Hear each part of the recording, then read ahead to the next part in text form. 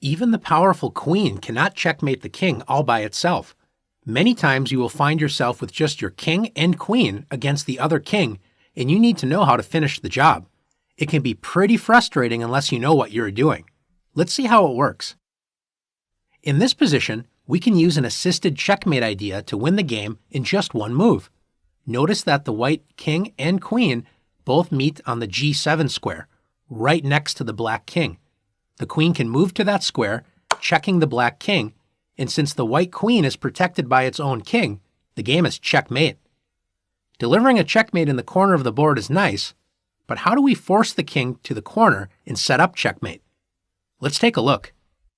In this position, black's king is on the central square D5. In order to checkmate the king, it must be forced to the edge of the board. Notice that the black king can move to any of the other central squares on the next turn, D4, E4, or E5.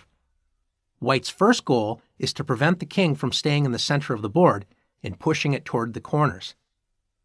Queen to E3 prevents the king from staying in the center, so the king must move toward the corners.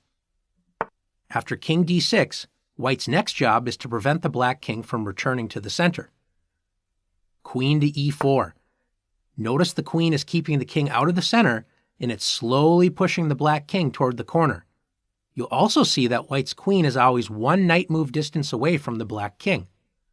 We'll see the white queen continue to shadow the king a knight's distance away for the rest of the game. Black plays king C5, still trying to stay near the center, and white plays queen D3. After king C6, queen D4. Notice black moves up a square, white's queen moves up a square. The black king moves down a diagonal square, the queen moves down a diagonal square. The king moves up, the queen moves up. Notice always a knight's distance away. After king A7, the king goes up a diagonal square, the white queen goes up a diagonal square as well.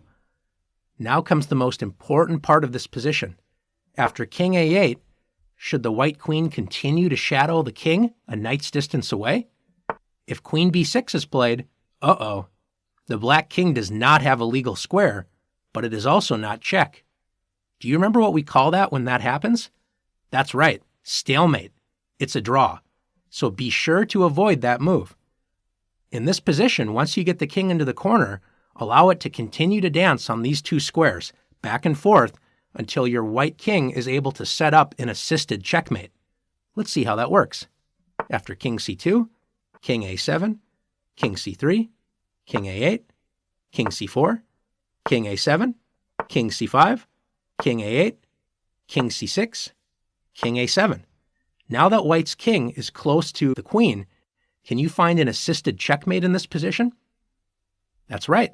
Queen to B7, checkmate. The white king assists the queen in delivering the checkmate to the king. Now that you've learned how to checkmate with the queen versus king, it's your turn to practice checkmating the king.